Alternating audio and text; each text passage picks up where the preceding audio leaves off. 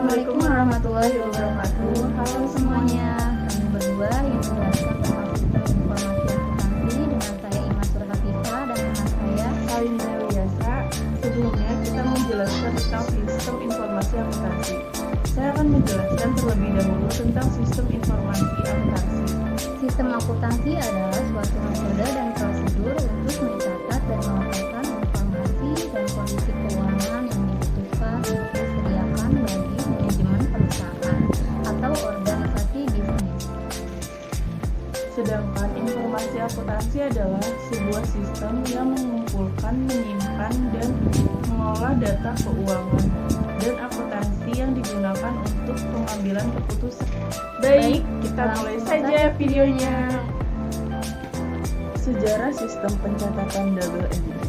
Double entry atau pembukuan berpasangan merupakan sistem akuntansi yang diperkenalkan oleh Luca Pacioli melalui bukunya.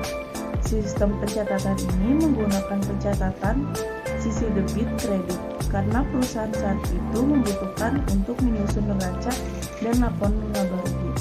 Masih pada ingat Bapak Luca Pacioli? Yap, aku dulu dikenalin sama guru ekonomi Luca Pacioli ini sebagai bapak akuntansi. Dalam bukunya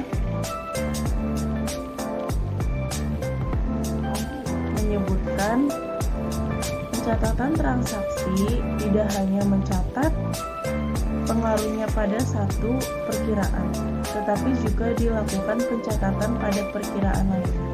Menurut Iziril 1996, Pacioli menjelaskan pencatatan transaksi perdagangan di Italia dalam bab yang berjudul The Competition of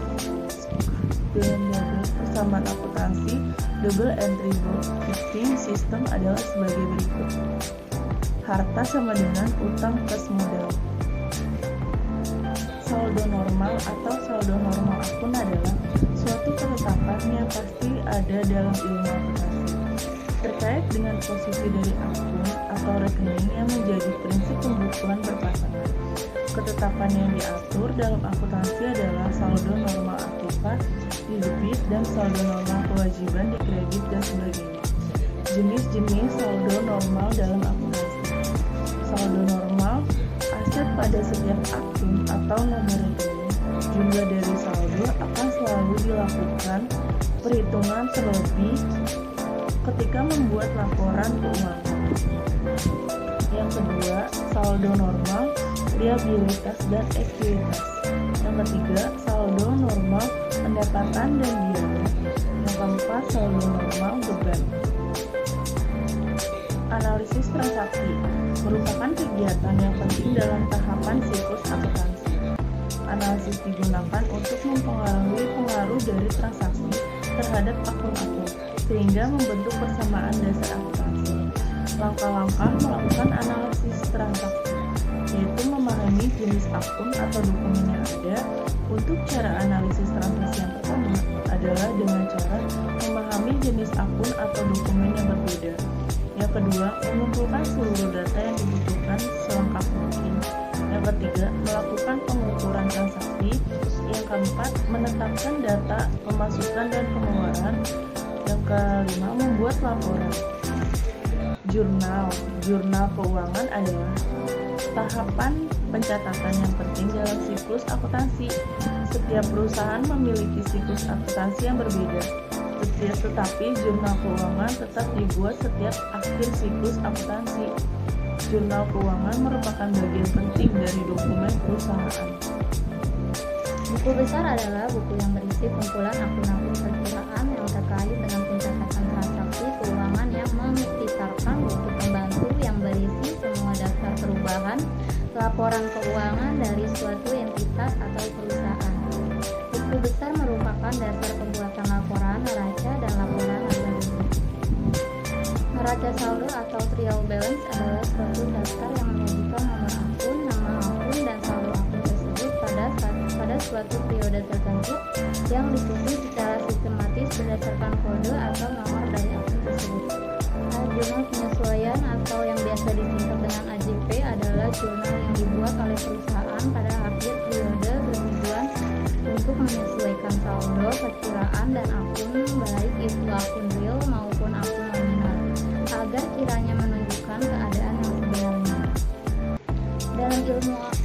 akuntansi, air jurnal penyesuaian adalah air jurnal yang biasanya dibuat pada akhir periode akuntansi untuk mengalokasikan pendapatan maupun pengeluaran untuk suatu periode akuntansi untuk perubahan-perubahan saldo di dalam akun sehingga nantinya akan mencerminkan nilai saldo yang sebenarnya.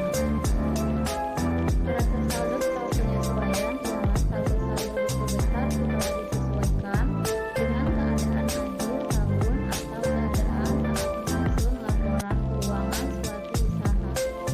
Setelah disesuaikan adalah nilai saldo-saldo tertentu dalam neraca saldo. Apa yang dinilai dan bagaimana cara menyesuaikan diatur dalam riwayat akuntansi.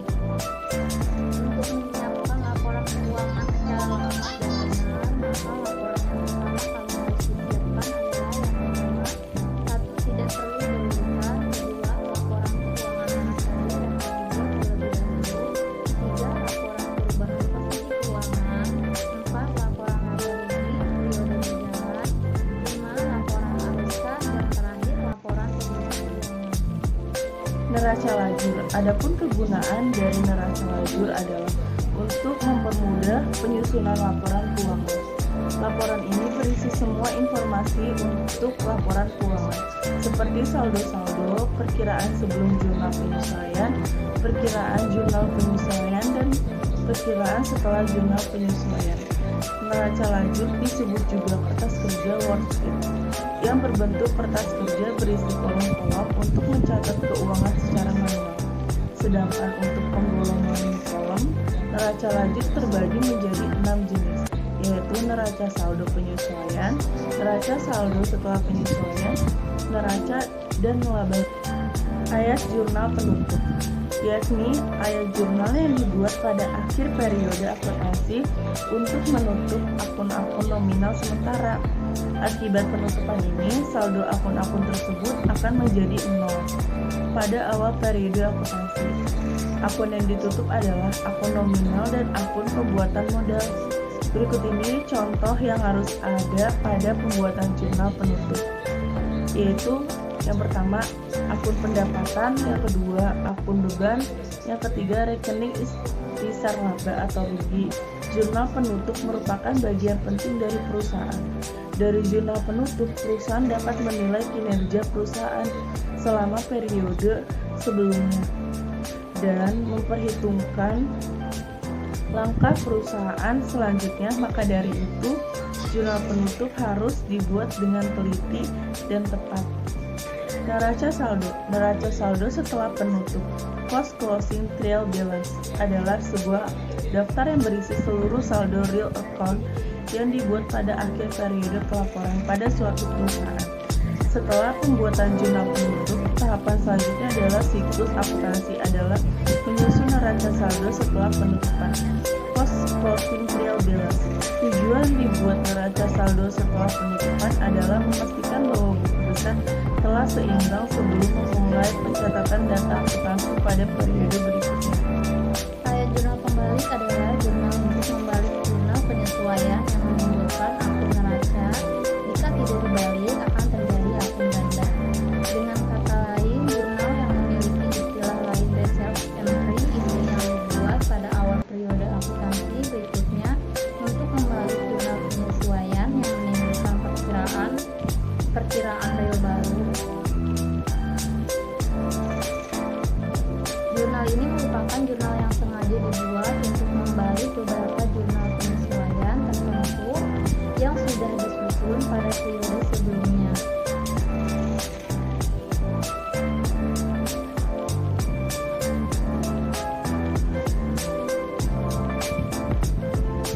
Penyusunan jurnal ini dalam proses atau siklus akuntansi adalah opsional, artinya kita boleh membuat jurnal membalik dan kita juga boleh tidak membuat jurnal pembalik.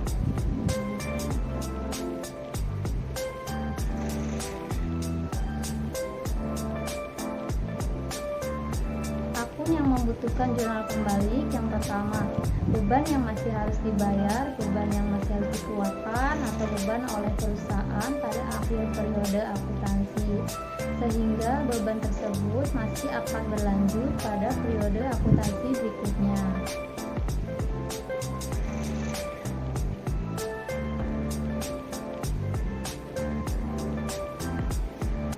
Kedua, beban yang dibayar di muka. Jika tercatat sebagai beban dibayar di muka adalah beban yang sudah dibayarkan namun belum dicatat sebagai beban atau periode tersebut. Yang ketiga, pendapatan yang masih akan diterima. Pendapatan yang masih akan diterima adalah pendapatan yang sudah terjadi namun karena beberapa alasan belum diakui sebagai pendapatan perusahaan. Dan yang keempat, pendapatan diterima di muka. Jika tercatat sebagai pendapatan diterima di muka adalah pendapatan yang diterima oleh perusahaan pada awal transaksi yang belum dilakukan kepada pelanggan.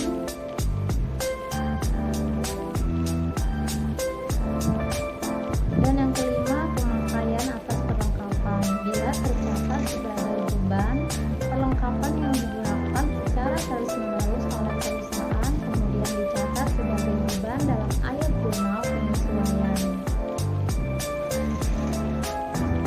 Akuntansi dasar kas atau kas basic, yakni sebuah metode pencatatan di dalam akuntansi yang hanya mencatat transaksi jika ada penerimaan atau pengeluaran kas. Jadi meski ada transaksi yang terjadi, misalnya hutang atau piutang, tetapi karena tidak ada kas yang masuk atau keluar, maka transaksi ini tidak dicatat jika menggunakan metode basic kas. Contohnya, jika Anda menerima pendapatan dari perusahaan lainnya, tetapi uangnya Anda terima nanti, maka transaksi tersebut tidak akan dicatat karena tidak ada kas yang masuk dan ini tidak dianggap sebagai pendapatan. Dan perbedaan dengan akuntansi dasar aktual atau disebut dengan aktual basic, yakni sebuah teknik pencatatan akuntansi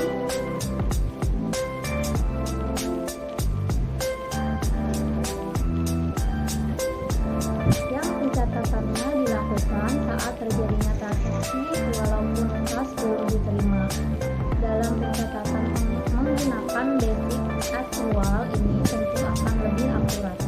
Dan dengan menggunakan basic aktual aset, kewajiban dan ekuitas sudah diukur. Di dalam basic aktual, sebuah pendapatan akan diakui ketika perusahaan memilih hak untuk melakukan penagihan dari hasil transaksi, dan menggunakan basic aktual ini tidak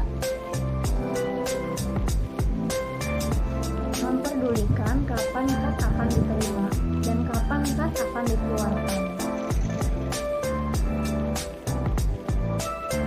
Pengakuan biaya di dalam basic aktual ini ketika kewajiban membayar sudah tempo dan biaya tersebut sudah dapat diakui ketika kewajiban membayar sudah terjadi meskipun kas belum dikeluarkan.